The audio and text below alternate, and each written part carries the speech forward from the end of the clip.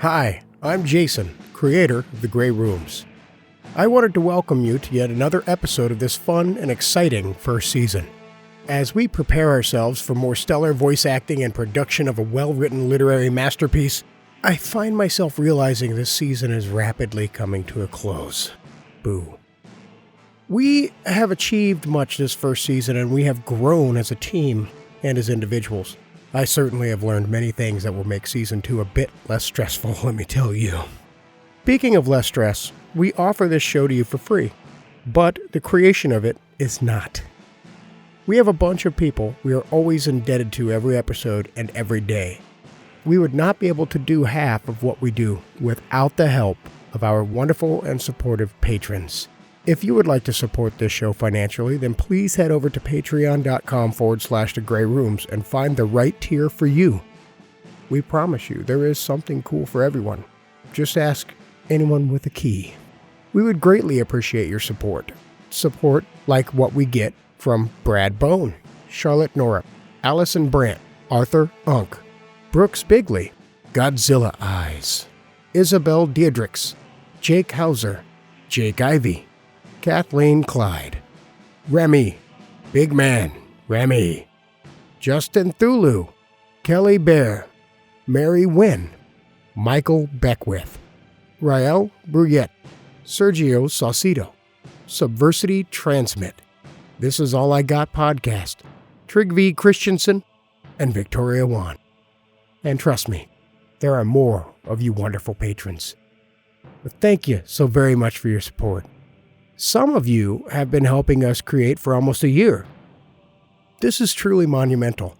And for you, I say keep your eyes on your mailbox. Something just might be coming for you. And I personally cannot thank you enough. Thank you. Truly, you are what keeps us going.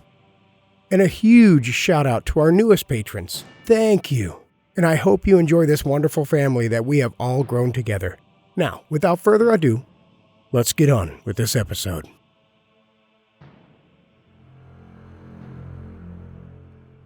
Our stories may contain graphic or sensitive content that may be disturbing to some listeners.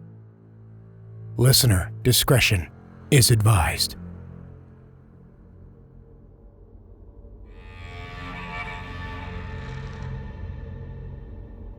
You wake on a hard, cold floor, so cold it burns your skin. The air smells of sulfur and ash. Your head throbs. Your mouth is dry. You have no idea how you got here. Panic sets in. Fear becomes terror. What have you done? What brought you to this place? It doesn't matter, because now you belong to the Grey Rooms.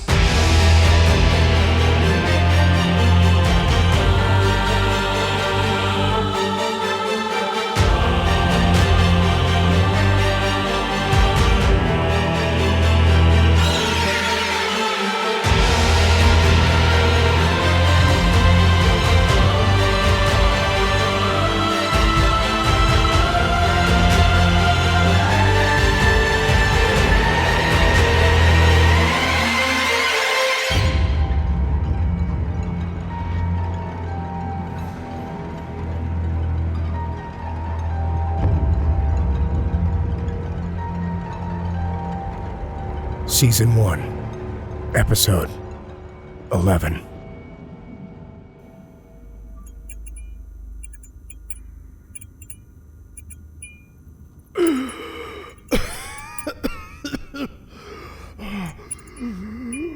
When my eyes opened, I felt air once again fill my lungs. I hated myself.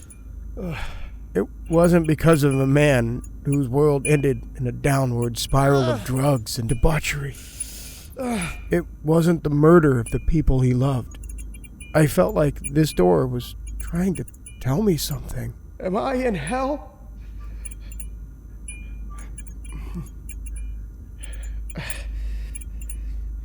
Am I in hell? There are 9 circles of hell. This building had 8 floors. Could this have been the last stop? I sat on the cold ground and stared at the shadows cast upon the table and chair. Together with the defective light and its irregular flashes, they felt like old friends. The keys were present, but the room felt empty this time. No souvenirs.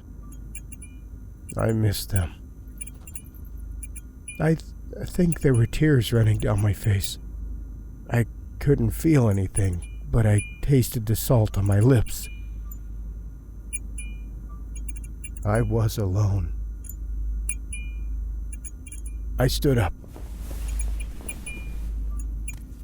and followed the outside of the room with my finger gently tracing the wall.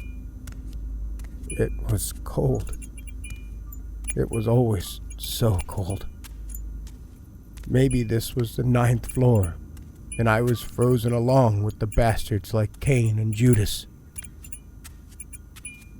Treachery. That was the man's sin. Was it mine as well? I remembered things. Marriage and happiness. I remembered Lucy and her beautiful voice. I remembered her singing. I remembered how I made her smile. And then I remembered how things changed. I lost my job. It wasn't a big deal, but times were changing. No one would hire me because I wouldn't join that stupid cult. Unity. Don't you believe in unity, Raymond? And I gave up. I hurt my wife. I wasn't there when she needed me. Why? Why did I make those choices? Choose a door, Raymond. Maybe I was always making the wrong choices. My baby. I don't know who or what my child became. I don't even know the name. Why? Why do I remember Lucy's name, but... Did I have a son? I can't remember. Was it a girl? How could I forget? Why have you taken my baby from me? Because you killed it. No. No, Bob. I know me. I wouldn't do that. I would never do that. Perhaps it would be best to choose a door, Raymond. Where were you, Bob? Where were you? Someone is interfering. I am investigating. Do you need something, Raymond? I need you. You're the only person I have. You feel bad about the things you remember.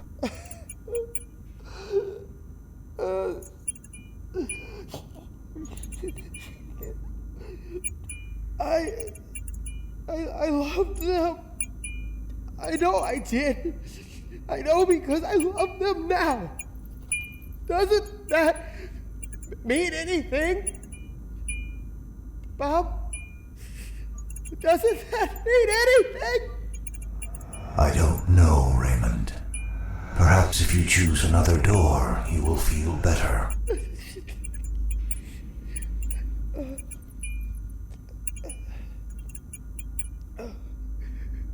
You think death is the answer? All this pain that I feel?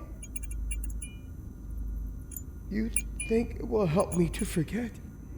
Would you want to forget these things? I don't know. It's so much pain. Lucy, why did you take her singing away? It was a lie. I don't care. It sounded nice. So nice. I miss her, Bob. I only remember fragments. But she was so beautiful. Choose a door, Raymond.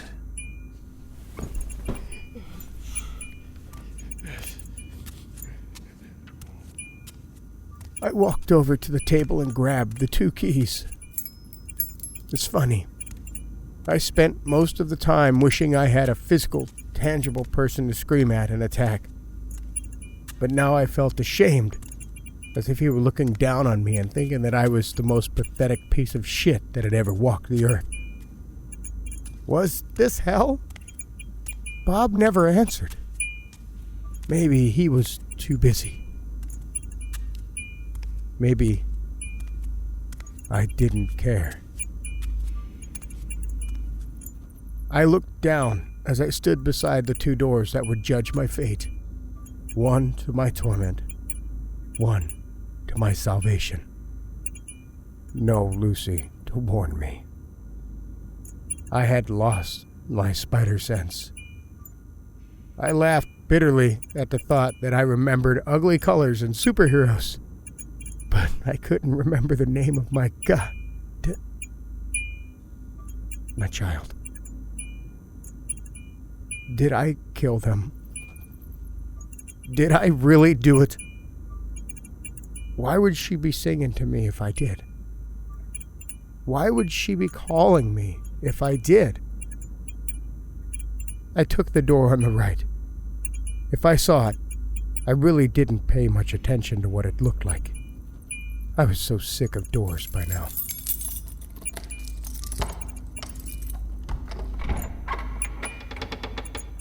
Before I walked through the door, I thought of something. Bob mentioned that someone was trying to interfere with my choices. What if Lucy was alive? What if I was being toyed with? It all fell to whether or not I chose to trust Bob. He told me I killed them. How did she make the call? How was she singing to me? There was one thing that Bob told me that was absolute. Choosing a door would help me feel better.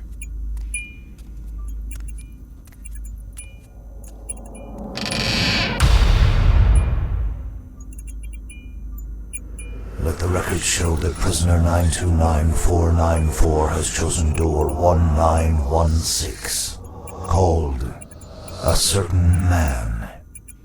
Certain comments made by prisoner 929494 have been modified or purged entirely due to erratic behavior. Must uncover the source of these distractions before prisoner is deemed problematic.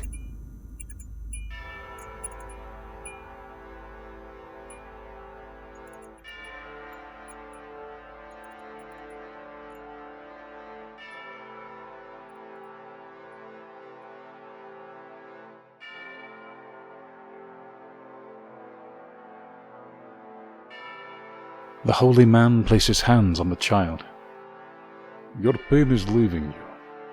You must thank God for healing you. The boy stirred beneath his covers, his eyes focused on the holy man. The man stood, feeling the ache in his knees the effort took. His hands made the sign of the cross over the child. Now go to sleep. The tiny eyes slowly closed, and he waited until the child's breath rose and fell steadily before turning. The room was small, but exquisitely furnished, with gold and deep blue paper on the walls and gold trim on every chair and table.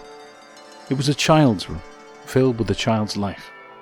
Books, pencils, paper, wooden blocks and trucks fought each other for space on the shelf.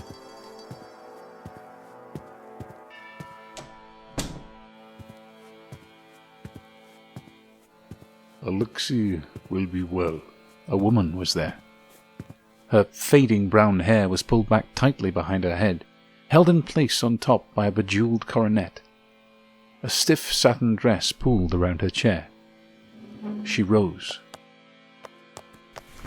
and threw herself at the man's feet. Thank you, Father.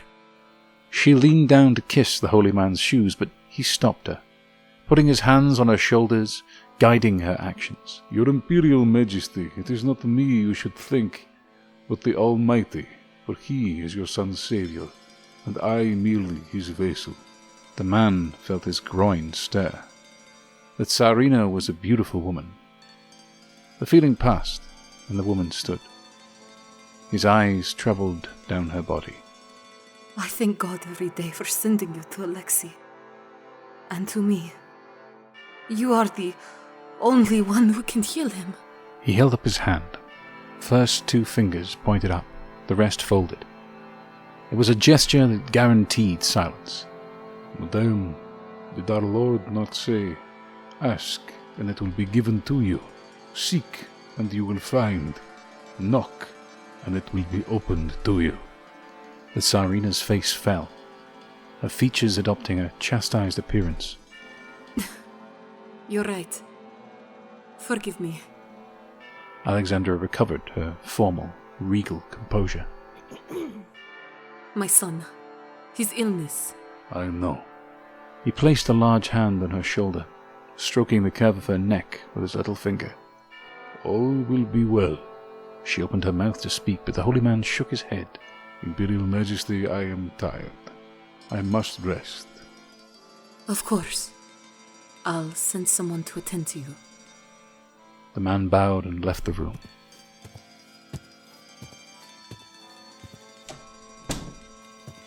Walking down a long corridor panelled with floor-to-ceiling mirrors, their gilt frames reflected in 1,000 directions, he stopped to admire himself. He saw a middle-aged man with stringy brown hair to his shoulders, a nose that dominated his face, and a dirty beard hanging down his chest. His long black robe echoed those of a priest. However, the enormous gold chain around his neck suggested a wealth that should shame a holy man. How far he'd come! Born a peasant, he now lived in the imperial palace as a guest of the Tsar. And he had access to the Tsarina any time, day or night. Or any of the ladies of the imperial court, as he demonstrated repeatedly. It was those foolish men and women, the rich and wealthy. They'd lost their way and struggled for an identity in a world that no longer needed them. He represented the real Russia to those people. The glorious past they'd convinced themselves had existed. The honest, hard-working peasant upon whose back the aristocracy survived. Instead of shame at his unkempt appearance, a feeling of immense pride and power pulsed through him. With a small grin, he moved on, following the halls to his destination.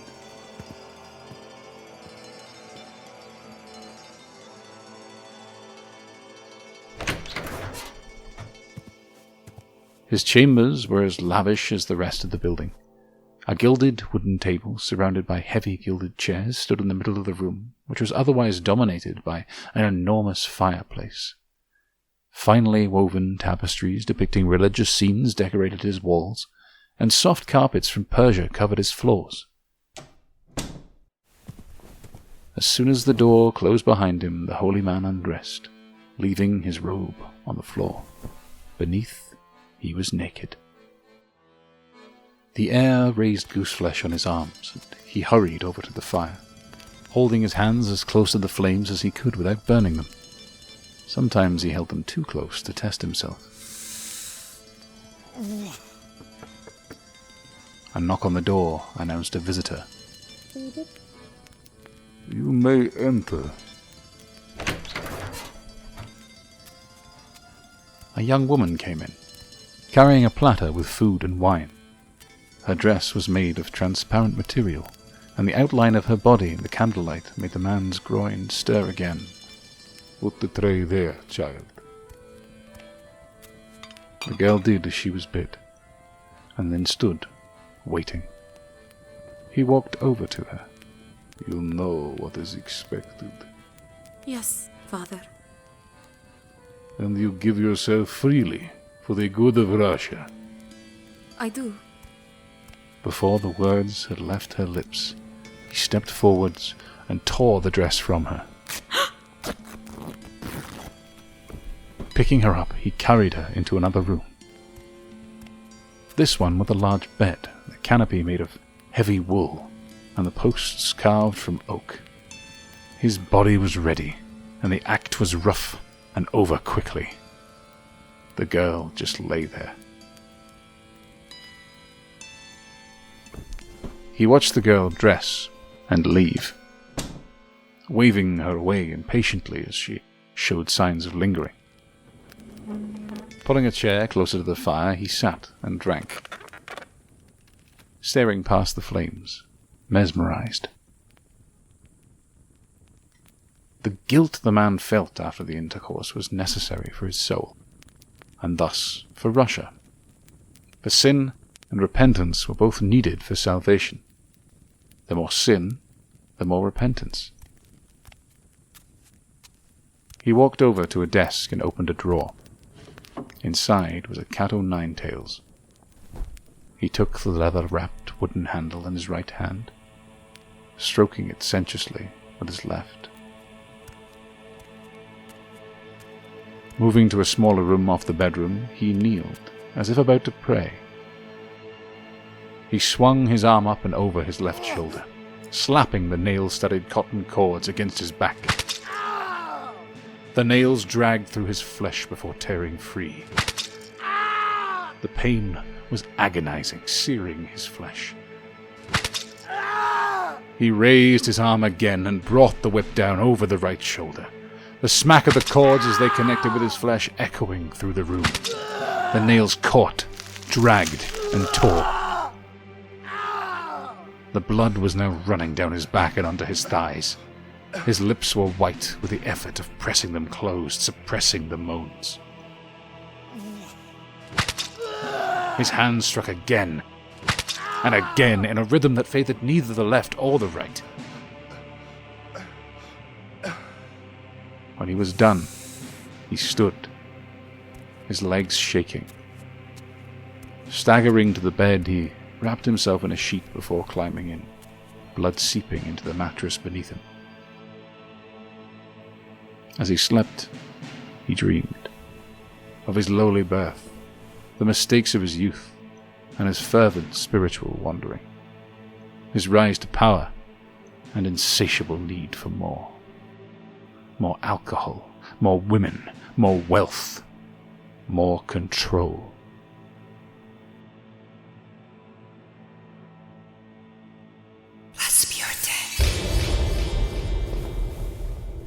The man shook his head in his sleep. Gregory Rasputin! He woke suddenly, tangled in sheets. The bedding around him coloured pale red where the blood had been mixed with sweat. Rasputin! He heard his mother calling again, to the young boy he'd once been, before it faded into his memory. Rising, he found more food had been left for him. He'd fallen asleep just after the clocks had struck midday, and now it was dark. Pouring himself a drink, he saw a note addressed to him that had been left with the fresh food. He tore it open.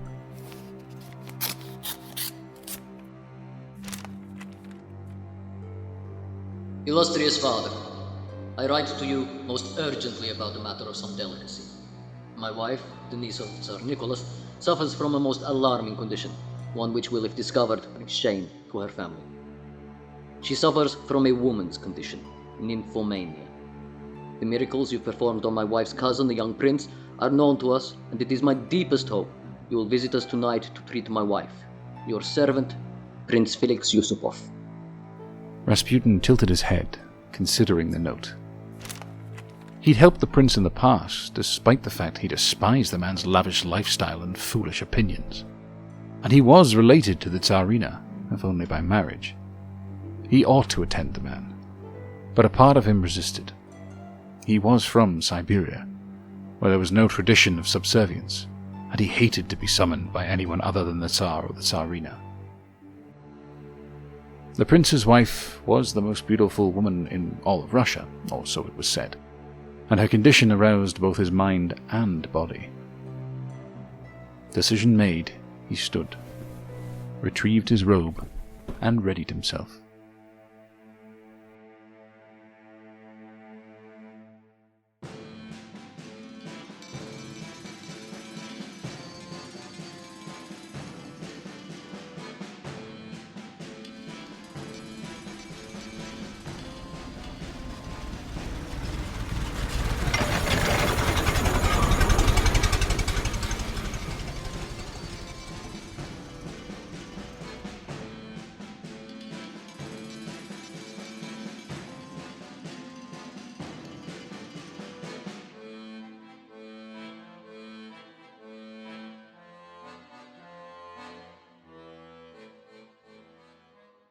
Thank you for coming, Father. Please, sit here.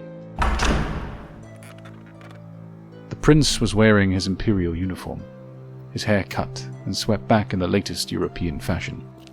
He'd brought them to the basement of his home, a small room, warm and comfortable, decorated by a woman. Before them was a table set with wine and cakes. Rasputin didn't waste any time.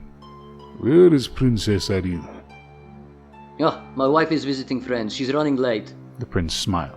She'll be here soon. He waved a hand expansively over the table. In the meantime, here is some cake my wife made, and wine. Felix placed a few slices on a plate and handed it to Rasputin, and then poured a drink. The holy man looked at the offering for a moment before taking a mouthful of orange-drizzled cake. He nodded his approval and took another bite, swallowing it with a long draught of wine.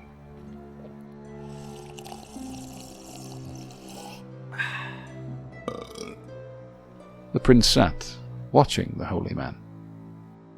Beads of sweat appeared on his forehead, and he dabbed a laced handkerchief across his brow. Rasputin could feel more than just the wine burning his stomach. He drank more than any Russian he knew, and even cheap wine didn't feel like this. Smiling, he helped himself to another slice of cake and held out his empty glass. Felix's hand was shaking as he poured. The pain started in his stomach. Before that, there was only the taste of wine and something metallic. And then the cramps gripped him. But he remained still, his face blank. Another cramp hit, slicing through his stomach. He willed the pain to subside. The holy man finished the slice in 2 bites, washing it down with the entire glass of wine, struggling to swallow. All the while he stared, his disquieting brown eyes burrowing under the skin of the prince, ignoring the agonizing pain the poison was causing. It spread through his body, seizing the muscles in his thighs and shoulders. He controlled his breathing, feeling the pain with each expansion of his chest. The pain was searing, like something alive in his body, burrowing through organs and tissue, tearing him apart from the inside. He was desperate to curl up in a ball on the floor, but instead, with excruciating effort, Rasputin held out his glass for more. God wouldn't let him die. There was still too much to do to ensure his salvation. Felix stood, his eyes wide, staring at the empty glass. I'll see what's keeping my wife.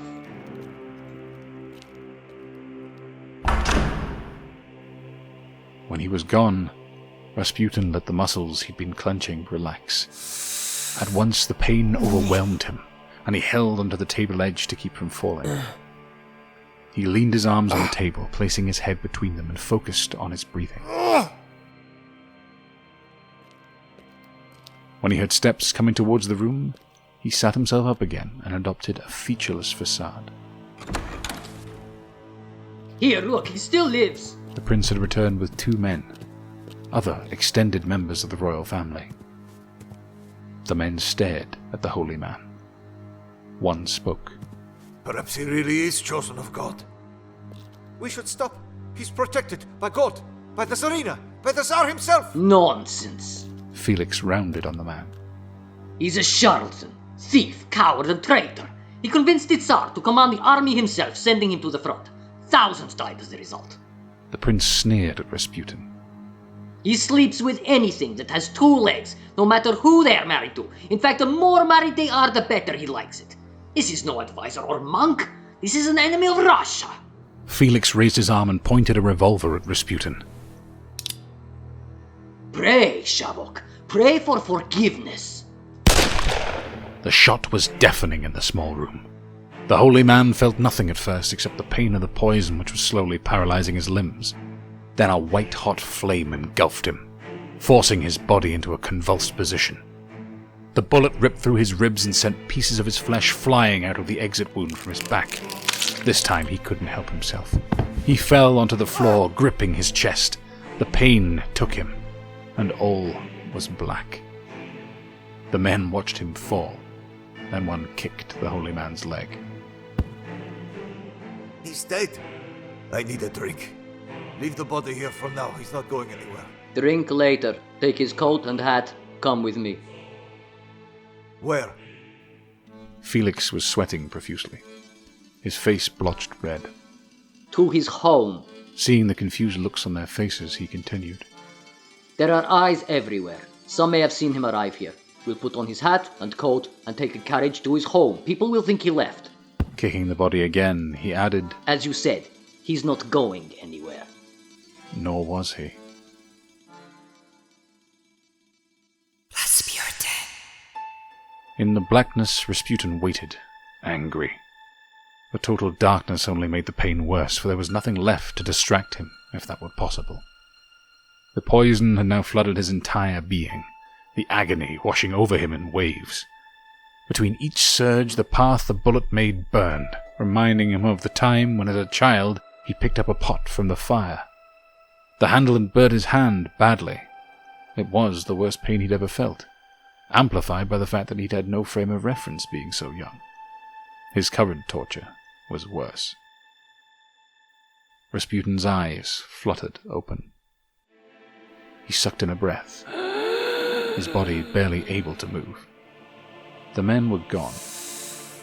Remaining still, he slowed his breathing until it was almost imperceptible, a practice that had served him well in the past. In the distance, he could hear the men returning, noisy and drunk, confident they need not be quiet. The holy man waited. I saw him move! Impossible. You've had too much to drink. Felix waved his glass in the air, splashing wine on Rasputin. I swear he moved!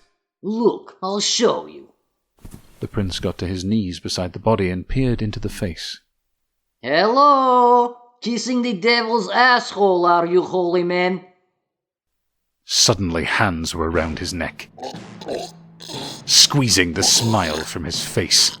Rasputin's eyes were black. The prince could see no sign of the usual mesmerizing brown, or the benevolence that shone through for others. No compassion for him, only hatred. Felix struggled, desperate to breathe. His thrashing caused the hands to loosen, and he was scrabbling away like a crab before the other 2 men could reach him. Turning himself over, he clambered up the stairs. The holy man followed. His mind closed out the paralyzing pain and his body took over. He moved slowly up the stairs, leering at his prey, murmuring words to a traditional children's song. But the innocence of the refrain belonged to a different time and another man. The words pouring from Rasputin's mouth sounded obscene. The prince finally regained his footing and ran toward the front door, knocking expensive vases and statues down as he staggered out. A maid peered out from a doorway and shrieked in terror at the sight of the crazed, bloodied monster chasing her master. The white agony Rasputin felt took over his body once more. With a final roar of rage, he launched himself at Felix, his fingertips grasping and losing the prince's coat. His strength gave out, and he landed on the cobbled stones of the courtyard. Slowly, he turned himself over. Raising an arm, he used his elbow to hitch himself up, then drag his dead legs a foot. He did the same again with the other arm, leading to another foot. Willing himself to stay conscious, he crawled in this manner until he'd nearly reached Felix. God would not let him die. Not like this by these men. The prince's men found him outside, where the trail of blood led. The prince was standing a few feet away. It's not possible. Felix's eyes shone with anger and disbelief. Without a word, one of the men pulled out his own revolver. No, wait! He stood over the holy man, and putting the muzzle to his forehead, pulled the trigger. The back of Rasputin's head exploded, spraying blood, pieces of brain, and slivers of skull. The holy man's body slid a few feet from the impact, dragging bits of still intact grey matter along the pavestones. The smear left by the body shone in the torchlight. Get chains.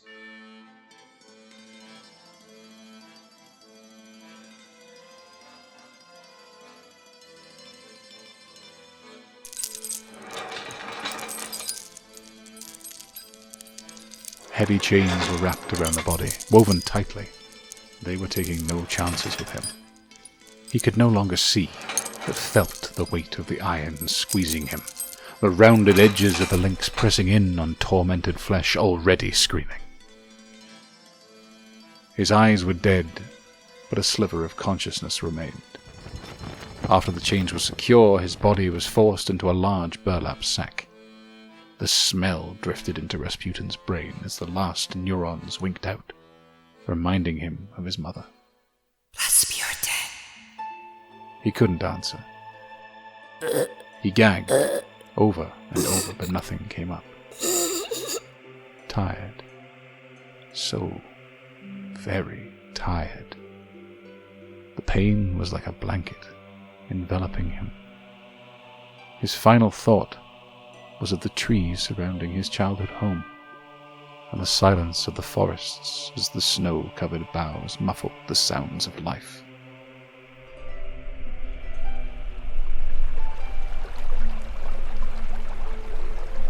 The river was deep, and filled with giant chunks of ice from the sea, many icebergs that floated serenely, hiding their true faces.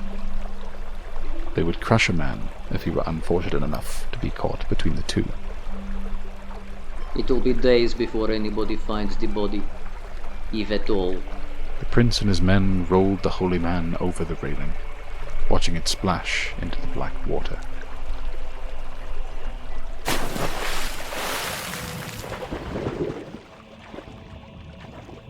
The body sank quickly, the iron chains weighing it down. His last neuron registered landing on the silted river bottom before blinking out.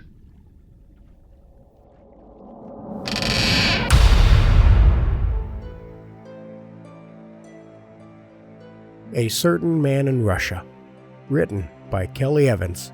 You can follow Kelly on Twitter at ChaucerBabe or Chaucer Babe. Yep, I just screwed that up. We all heard it. A Certain Man was performed by Alistair Mackey as both the narrator and Rasputin. You can follow Alistair on Twitter at Alistair Mackey. Sarah Ruth Thomas was the Tsarina, and the young lady who, I guess, came and ate chicken with Rasputin. Yeah. You can follow Sarah on Twitter at Sarah Ruth Voice. Max Evans, well, he played Prince Felix. You can follow him on Twitter at EvilClown17. And now Clown has a K in it, just in case you're wondering. Thanks, Max. Graham Rowat was both of the Prince's Henchmen. And you can follow Graham on Twitter at GrahamNY. And Margaret Ashley played the role of Rasputin's mother. You can follow Margaret on Twitter at @1MargaretAshley. Audio engineering and sound design was by me, Jason Wilson. You can find me on Twitter at AudioTorment. The main title theme and episode's musical composition was done by J.M. Scherf. You can follow him on Twitter at JMScherfMusic. Artwork for this episode was by Cassie Pertit. Promotional artwork was by Brooks Bigley, and you can follow him on Twitter at Brooks_Bigley. And let's all send him some IPA, shall we? Gonna make that happen, Brooks, I promise. It's gonna happen. But please, if you could take the time to check the show notes for a special link, we are currently in a campaign for show sponsors and advertisers. Your help with this 3-question survey would be ever so appreciated. Just please click the link and help us grow. There is more to come very soon as we get ourselves geared up for the season finale coming up faster than anyone could have expected. But we are hard at work trying to make it something that you will always remember. We are also beginning work on Season 2, so as you can tell, loads of fun stuff happening. But thank you again for supporting this podcast with your listen. And if you would like to financially support this podcast, please just jump on over to patreon.com/thegrayrooms and pick your tier. We are also present on social media with a Facebook page and a Twitter of the same name, The Grey Rooms Pod, and an Instagram as well, The Grey Rooms Podcast. But thank you again for everything. We are truly grateful to have you. Tell everyone you know who loves a good scare and maybe a halfway decent podcast. What? No? Okay, yeah, a good podcast about us. And we will see you in 2 weeks. Have a good one.